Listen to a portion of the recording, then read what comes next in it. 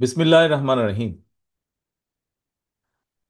শহীদ পরিবারদের সম্মানার্থে আজকের এই আয়োজিত অনুষ্ঠানের ছাত্রদল কর্তৃক আয়োজিত অনুষ্ঠানের সম্মানিত সভাপতি ছাত্রদল রাকিব, মঞ্চে উপস্থিত সম্মানিত মহাসচিব বাংলাদেশ জাতীয়তাবাদী দল জনাব মির্জা ফখরুল ইসলাম আলমগীর, উপস্থিত জনাব রুহুল কবির রিজভী, রফিকুল ইসলাম বকুল সহ ছাত্রদলের সেক্রেটারি, এবং আমার সামনে উপস্থিত শহীদ পরিবারের স্বজনবৃন্দ এবং আমন্ত্রিত অতিথিবৃন্দ, আসসালামু আলাইকুম। সম্মানিত অতিথিবৃন্দ, আজকের আমাদের এই অনুষ্ঠানটি একটি অত্যন্ত স্মরণীয় অনুষ্ঠান। শুধু স্মরণীয় নয়, একই সাথে এই অনুষ্ঠানটি একটি আহ, একটি অনেক ইমোশনাল একটি অনুষ্ঠান আমাদের জন্য। এই জন্য অনুষ্ঠানটি ইমোশনাল। আজকে আপনারা এখানে যারা বক্তব্য রেখেছেন, আপনারা যেই কষ্ট নিয়ে কথাগুলো বলেছেন, আপনারা যেই কষ্টের মধ্য দিয়ে গিয়েছেন, হয়তো অনেক মানুষই সেটি ঠিক অনুভব করতে হয়তো পারে না, বুঝতে পারে আপনারা কষ্টে আছেন, হয়তো সবাই অনুভব করতে পারে না। যারা একমাত্র আপনাদের মতন এই অভিজ্ঞতাতে গিয়েছে বা যাচ্ছে, তাদেরই এটি অনুভব করার মতন সামর্থ্য বা শক্তি হয়তো বা আছে। অন্যদের হয়তো আছে, সেটা অন্যভাবে তারা অনুভব করেন, যারা এই এক্সপিরিয়েন্সের মধ্যে দিয়ে যাননি। শহীদ স্বজনবৃন্দ, গত প্রায় 16-17 বছরে, 16 বছরে 17 বছরে, বিশেষ করে বিগত যে স্বৈরাচার বাংলাদেশ থেকে পালিয়ে গিয়েছে, আপনারা আপনাদের যে স্বজনকে হারিয়েছেন, তাদের মতন আরো বহু স্বজনকে আমরা হারিয়েছি, আরো বহু সহকর্মী নেতাকর্মীকে আমরা হারিয়েছি গত 17 বছরে, প্রায় 16 বছরে। আমাদের হিসাব মতে 726 জনের মতন, যার সাথে এই 726-এর সাথে আজকের এই 142 জনও যুক্ত হবে নতুন করে। বিগত 10-12 বছর যাবৎ আমরা চেষ্টা করেছি আমাদের এই শহীদ যারা খুন গুমের শিকার হয়েছে, আমাদের সেই সহকর্মীদেরকে, সেটি শুধু ছাত্রদল নয়, বিএনপি, যুবদল, স্বেচ্ছাসেবক, অন্য অন্য আমাদের অঙ্গ সহযোগী সংগঠন, সকলের সাথে আমরা চেষ্টা করেছি দলের অবস্থান থেকে, দলের পক্ষ থেকে একটি যোগাযোগ রাখার জন্য। আমাদের যে লিমিটেশন আছে, যে সীমাবদ্ধতা আছে, তার ভিতরে থেকে আমরা চেষ্টা করেছি যতটুকু সম্ভব তাদের পাশে দাঁড়াতে, তাদেরকে সাথে রাখতে, তাদের সাথে থাকতে আমরা চেষ্টা করেছি। ঈদ পরব বিভিন্ন অনুষ্ঠানে আমরা গত 10-12 বছর যাবৎ আমরা চেষ্টা করেছি এই মানুষগুলো, এই পরিবারগুলোর পাশে থাকতে, কারণ তারা তাদের স্বজনকে হারিয়েছেন এবং এই স্বজন এই দলের একজন সদস্য ছিল, সেই স্বজন যাকে তারা হারিয়েছেন। ঠিক একইভাবে আজকে আপনারা এখানে উপস্থিত হয়েছেন, আপনাদেরকে এখানে আসার জন্য আমরা অনুরোধ করেছিলাম। যেই 142 জন স্বজনকে ছাত্রদল হারিয়েছে, আপনজনকে, সহকর্মীকে, হতে পারে গত 15 বছর যে অত্যাচার নির্যাতনের মধ্যে দিয়ে বাংলাদেশের মানুষ, বাংলাদেশের জাতীয়তাবাদী দল, বাংলাদেশ জাতীয়তাবাদী দল সহ গণতান্ত্রিক দলগুলোর সদস্যরা যেই অত্যাচার নির্যাতনের মধ্যে দিয়ে গিয়েছেন, তার ভেতরে, তার কারণে হয়তোবা কোনো কোনো পরিবারের সাথে, শহীদ পরিবার, গুম খুন শিকার পরিবারের কারো কারোর সাথে হয়তোবা আমরা যোগাযোগ করতে ব্যর্থ হয়েছি। দলের এই সীমাবদ্ধতার জন্য আমরা যদি কারো কাছে পৌঁছতে না পারি, দলের পক্ষ থেকে আমি আপনাদের কাছে দুঃখ প্রকাশ করছি। ইনশাল্লাহ আমাদের আরো প্রচেষ্টা থাকবে, যাদের কাছে আমরা পৌঁছতে পারিনি আমাদের সর্বশক্তি দিয়ে আমরা চেষ্টা করব তাদের কাছে পৌঁছানোর জন্য। সম্মানিত উপস্থিতিবৃন্দ, অতিথিবৃন্দ, আজকের এই অনুষ্ঠানে যারা আপনারা উপস্থিত হয়েছেন, আপনাদের যে স্বজনদেরকে আপনারা হারিয়েছেন, তাদের একটি লক্ষ্য ছিল, উদ্দেশ্য ছিল। যেই উদ্দেশ্য বা লক্ষ্যকে সফল করতে গিয়ে তারা তাদের নিজেদের জীবনকে উৎসর্গ করেছে এই দেশ দেশের মাটি এবং দেশের মানুষের জন্য। কি সেই লক্ষ্য বা উদ্দেশ্য ছিল?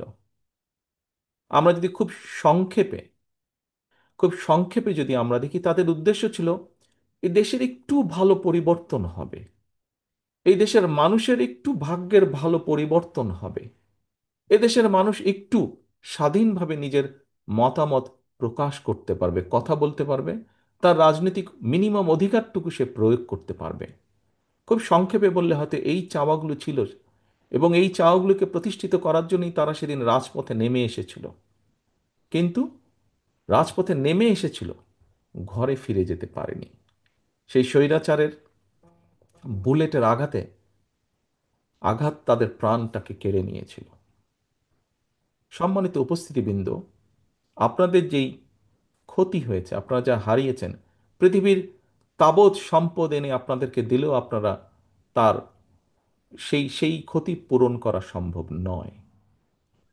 তবে একজন রাজনৈতিক কর্মী হিসাবে, যেই মানুষগুলোকে আমরা হারিয়েছি তাদের একজন সহকর্মী হিসাবে, আমি এতটুকু অনুধাবন করি, যেই আশা আকাঙ্ক্ষা, যেই প্রত্যাশাটাকে পূরণ করার জন্য তারা ভয় ডর সবকিছুকে উপেক্ষা করে রাজপথে নেমে এসেছিল, সেই প্রত্যাশাগুলোকে যদি আমরা পূরণ করতে সক্ষম হই, তাহলে তাদের আত্মা কিছুটা হলেও শান্তি পাবে।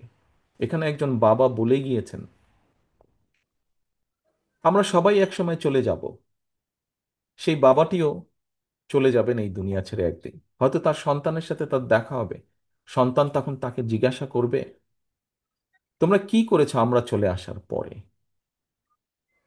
প্রিয় সম্মানিত উপস্থিতিবৃন্দ, বাংলাদেশ জাতীয়তাবাদী দল একটি রাজনৈতিক দল হিসাবে আমাদের এই শহীদদের এই যে প্রত্যাশা, সেই প্রত্যাশা যাতে পূরণ হয় তার জন্য আমরা পরিকল্পনা গ্রহণ করেছি। আমরা পরিকল্পনা গ্রহণ করেছি এই দেশের আগামী ভবিষ্যৎ প্রজন্ম, তাদেরকে কিভাবে আমরা শিক্ষিত করে উপযোগী মানুষ করে গড়ে তুলব। সম্মানিত অতিথিবৃন্দ, আমরা পরিকল্পনা গ্রহণ করেছি, ছোটবেলা থেকে পড়ে এসেছি কৃষিপ্রধান দেশ বাংলাদেশ। এই দেশের কৃষিকে কিভাবে আরো স্বাবলম্বী করে গড়ে তোলা যায়, সেই ব্যাপারে আমরা পরিকল্পনা গ্রহণ করেছি। আমরা পরিকল্পনা গ্রহণ করেছি এই দেশের এই মুহূর্তে সবচাইতে বড় যেই সমস্যা, সেই সমস্যাটা হচ্ছে আমাদের প্রায় 4-5 কোটি মানুষ,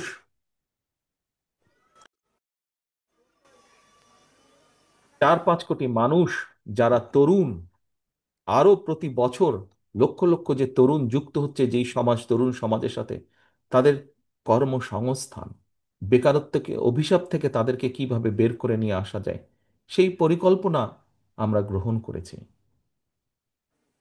সম্মানিত অতিথিবৃন্দ, আমরা দলের পক্ষ থেকে পরিকল্পনা গ্রহণ করেছি।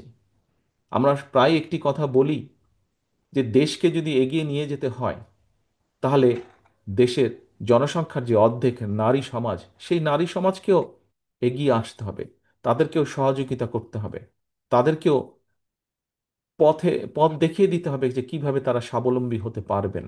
সেটি রাজনৈতিকভাবে হোক, সেটি অর্থনৈতিকভাবে হোক। দেশের অর্ধেক যে সমাজ, অর্ধেক যে জনসংখ্যা নারী সমাজ, তাদের জন্য সেই পরিকল্পনা আমরা গ্রহণ করেছি। দেশকে, অর্থাৎ আমাদের শহীদরা, তারা যে প্রত্যাশা নিয়ে নিজের জীবনকে উৎসর্গ করেছে, সেই প্রত্যাশাগুলো যাতে পূরণ করতে পারি আমরা, এই দেশের মানুষের সমর্থন নিয়ে একটি গণতান্ত্রিক উপায় সরকার গঠন করতে সক্ষম হলে, সকলকে, রাজনৈতিক দলগুলোকে আমরা বহু আগেই বলেছি যে আমরা সকলকে একসাথে নিয়ে দেশ গড়তে চাই। আমরা অতীতে দেখেছি যে দেশ বিভক্ত করে দেওয়া হয়েছিল, এবং সেজন্যই দেখেছি বাংলাদেশ সহ বাংলাদেশের প্রত্যেকটি প্রতিষ্ঠান কিভাবে ভেঙে চুরে ছারখার হয়ে গিয়েছে। আমরা বিশ্বাস করি যে দেশকে যদি গড়তে হয়, জাতিকে ঐক্যবদ্ধ করতে হবে। এই ঐক্যবদ্ধ করতে হলে পরিশ্রম করতে হবে। দেশকে গড়তে হলে জাতিকে ঐক্যবদ্ধ করতে হবে। এই ঐক্যবদ্ধ করার জন্য সব প্রকার উদ্যোগ আমরা গ্রহণ করেছি। সম্মানিত অতিথিবৃন্দ, শহীদ পরিবারের সদস্যবৃন্দ, আপনারা এখানে যারা বক্তব্য দিয়েছেন, আপনাদের বক্তব্য থেকে কতগুলো বিষয়, কতগুলো পরামর্শ বেরিয়ে এসেছে। তবে হয়তো বিভিন্ন কারণে আপনারা কিছু কিছু বিষয় হয়তো খেয়াল দিতে পারেননি, সেজন্যই হয়তো বেরিয়ে এসেছে। যেমন বলেছেন জুলাই সনদ, এটি আমরা 3 মাস আগে দিয়ে দিয়েছি। আপনারা বিচারের কথা বলেছেন, বিচারের কথা শুধু আপনাদের কথা না, বিচারের কথা সমগ্র বাংলাদেশের প্রত্যেকটি গণতান্ত্রিক মানুষের দাবি, প্রত্যেকটি গণতান্ত্রিক মানুষের কথা, দাবি এটি। কাজেই কেন আমরা সেটি করব না? অবশ্যই বাংলাদেশ জাতীয়তাবাদী দল যখনই সুযোগ পাবে অবশ্যই নিশ্চিত করার চেষ্টা করবে প্রত্যেকটি হত্যাকাণ্ডের বিচার। এটি নিশ্চিত করার চেষ্টা করবে, কারণ এটি আমাদের কমিটমেন্ট।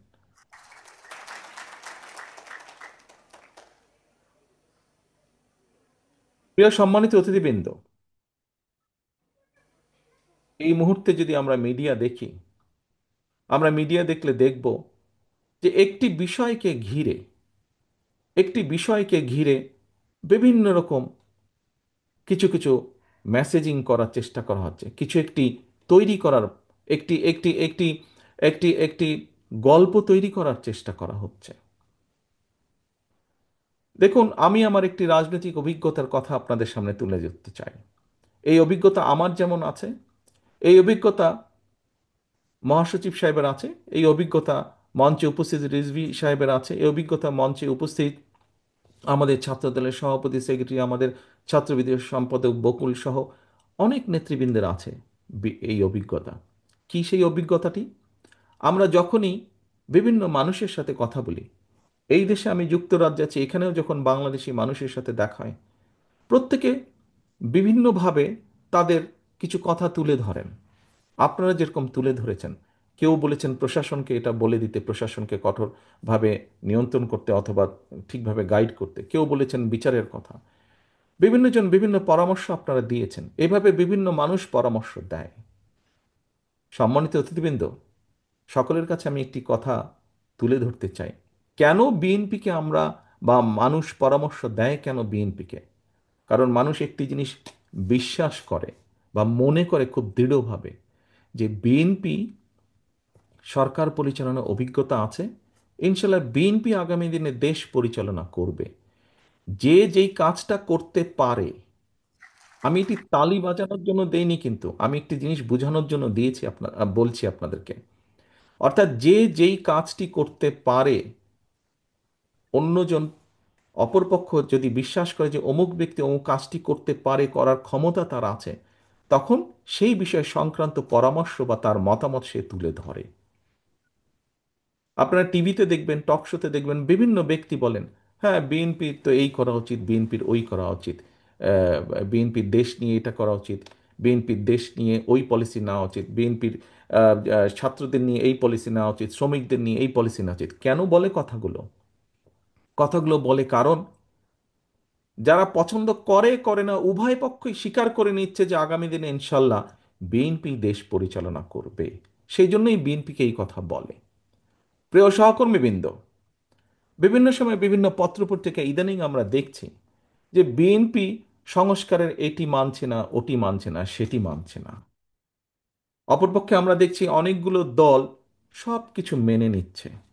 আমাদের নেতৃবৃন্দ বলেছেন যে এখানে তো আমরা এসেছি আলোচনা করার জন্য, যদি সব মেনেই নিতে হয় সেটি তাহলে আলোচনার দরকার ছিল কি? সরকার বলে দিত যে এই করতে হবে। কিন্তু আলোচনার জন্যই ডাকা হয়েছে, এবং সেই আলোচনাকে আমরা দেখেছি কিছু ব্যক্তি, তার মধ্যে কিছু মিডিয়ার কিছু অংশ সহ, বলার চেষ্টা করছেন, তুলে ধরার চেষ্টা করছেন যে বিএনপি এটা মানছে না, বিএনপি ওটা মানছে না, আর কেউ কেউ এটা মানছে, ওটা মানছে। সকলের প্রতি সম্মান রেখেই আমি বলছি, দেশ পরিচালনার দায়িত্ব যারা যারা যাচ্ছেন রিফর্ম কমিটিতে, দেশ পরিচালনার অভিজ্ঞতা বা দায়িত্ব বা অভিজ্ঞতা বিএনপি ছাড়া আর কি কারো ওখানে আছে? কারণ নেই, আর কারো নেই। কাজে বিএনপি যেটি মানছে এবং যেটি নিয়ে বিএনপি প্রশ্ন তুলছে, বিএনপির অভিজ্ঞতা থেকেই বলছে। কারণ বিএনপি জানে, বিএনপির ধারণা আছে যে কোন কাজটি করলে দেশের জন্য ভালো হতে পারে, কোন কাজটি করলে দেশের জন্য ভালো না হতে পারে।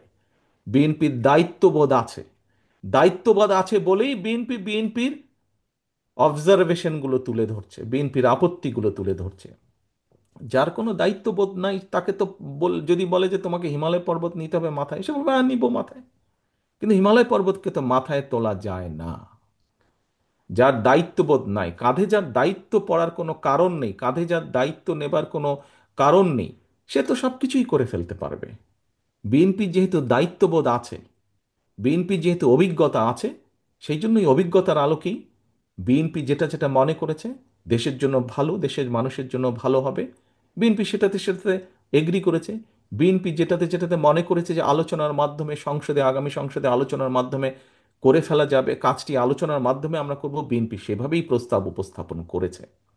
আজকে দেখুন, জুলাই সনদ নিয়ে আপনারা কথা বলেছেন, জুলাই সনদ নিয়ে বাইরে কথা বলেছে, কিন্তু কেন কেউ বলছে না সরকার থেকে, কেন বলছে না? ঠিক আছে, জুলাই সনদ তো এর কি ব্যাপার স্যাপার এগুলো তো বিএনপি 3 মাস আগেই জানিয়ে দিয়েছে। কেন বলছে না? কেন কিছু কিছু দল পুরো বিষয়টিকে ভ্রান্তভাবে উপস্থাপনের চেষ্টা করছে?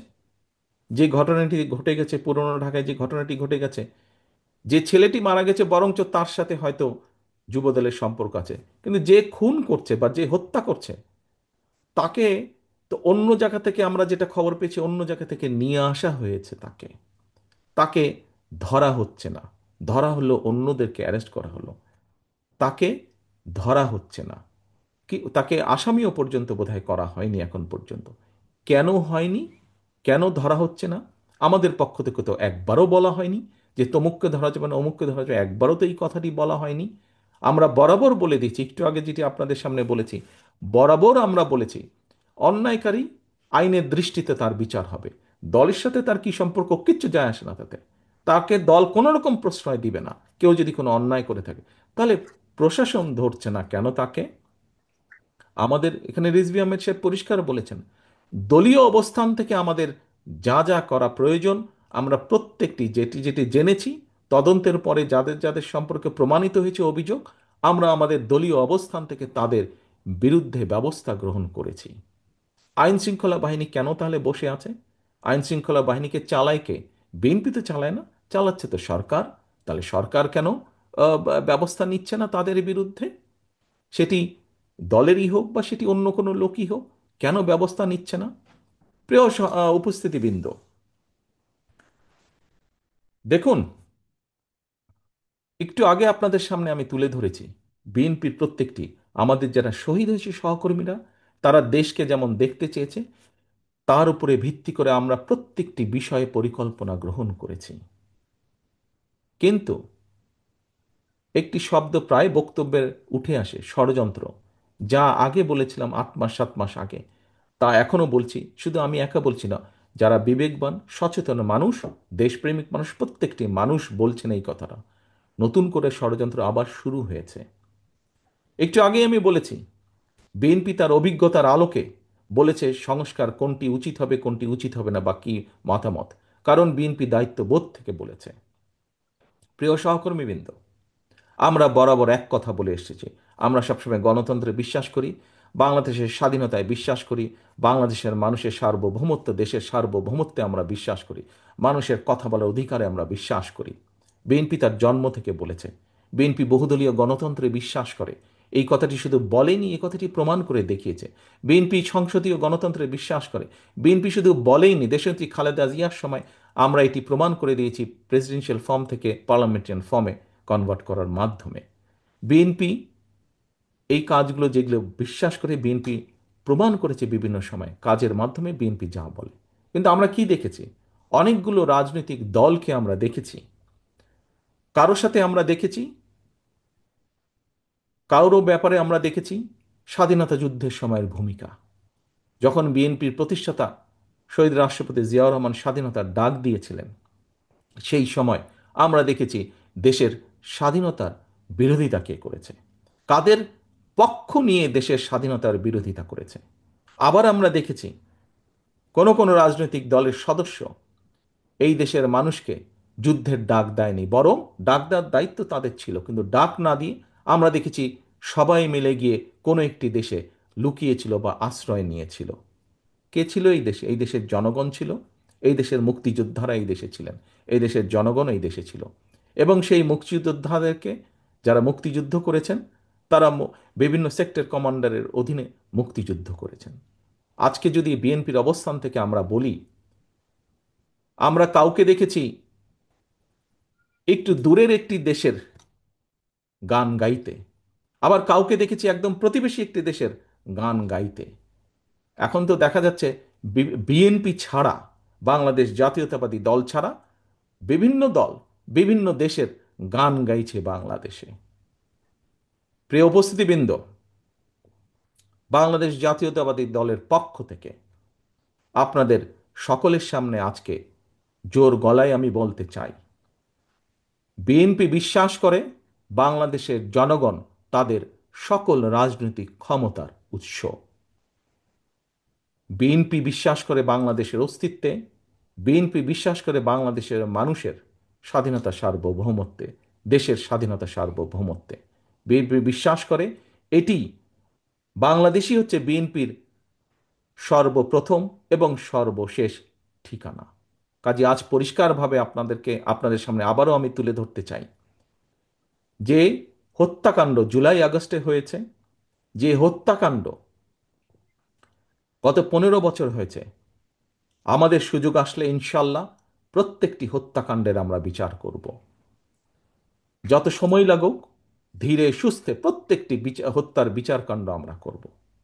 আপনাদের সামনে পরিষ্কারভাবে আমি তুলে ধরতে চাই, 31 দফার মাধ্যমে আমরা জনগণের সামনে দেশকে গড়ে তোলার, রাষ্ট্র কাঠামোকে পুনর্গঠন করার যে পরিকল্পনা দিয়েছি, বাংলাদেশের মানুষের সমর্থন পেলে আমরা পূর্ণ উদ্যোগে সর্বোচ্চ প্রচেষ্টা দিয়ে আমরা 31 দফা বাস্তবায়নের চেষ্টা করব। আমাদের কারণ, যে শহীদরা জুলাই আগস্ট সহ বিগত 15 বছরে যে মানুষগুলো প্রাণ দিয়েছে এদেশের মানুষের স্বাধীনতা, সার্বভৌমত্ব, রাজনৈতিক অধিকার, অর্থনৈতিক অধিকার প্রতিষ্ঠার জন্য বিএনপি সর্বশক্তি দিয়ে সেই শহীদদের মর্যাদা রক্ষা করবে, প্রতিশ্রুতি বাস্তবায়নের মাধ্যমে। প্রিয় সহকর্মীবৃন্দ, প্রিয় উপস্থিতিবৃন্দ, সম্মানিত নেতৃবৃন্দ, পরিশেষে আমি আপনাদের সকলকে আহ্বান করব, আসুন আমাদের সকলকে চোখ কান খোলা রাখতে হবে। আমাদের যে আন্দোলন, আমাদের যে যুদ্ধ ছিল গণতন্ত্র প্রতিষ্ঠার, মানুষের অধিকার প্রতিষ্ঠার, সেই যুদ্ধ কিন্তু এখনো শেষ হয়ে যায়নি। একটি হাদিস দিয়ে আপনাদের সামনে থেকে আজকে আমি বিদায় নিতে চাচ্ছি। একটি হাদিসে বলা হয়েছে, কোনো ব্যক্তির মিথ্যাবাদী হওয়ার জন্য এতটুকুই যথেষ্ট যে সে যা শুনে সত্যতা যাচাই না করে তাই প্রচার করে বেড়ায়। প্রিয় সহকর্মীবৃন্দ, সম্মানিত উপস্থিতিবৃন্দ, আমরা অনেককেই আজকে ধর্মীয় অবস্থান থেকে অনেককে আমরা কথা বলতে দেখি, অনেককে কথা বলতে শুনি। তাদের সকলের কাছে, তাদের সকলের সামনে এই হাদিসটি আমি রেখে যাচ্ছি। আমি আশা করব আমরা যারা এই দেশের, বাংলাদেশের মাটিতে বড় হয়েছি, বাংলাদেশের আলো বাতাসে বড় হয়েছি, আমরা আমাদের সর্বশক্তি দিয়ে এই দেশের স্বাধীনতা, সার্বভৌমত্ব, এই দেশের মানুষের অধিকারকে রক্ষা করব। আজ শহীদ পরিবারের এই মিলন মেলায় এই হোক আমাদের প্রতিজ্ঞা যে যে কোনো মূল্যে আমরা এই হত্যার বিচার এবং শহীদদের যে স্বপ্ন, যে প্রত্যাশা ছিল, তা আমরা পূরণ করতে সর্বোচ্চ চেষ্টা চালিয়ে যাব। এই হোক আজকের এই মিলন মেলার প্রতিজ্ঞা, এই হোক আজকের এই মিলন মেলার প্রতিশ্রুতি। সকলের কাছে বিদায় নিচ্ছে আমার বক্তব্য শেষ করে। আসসালামু আলাইকুম, আল্লাহ হাফেজ। বাংলাদেশ জিন্দাবাদ, বাংলাদেশ জাতীয়তাবাদী দল জিন্দাবাদ। আমরা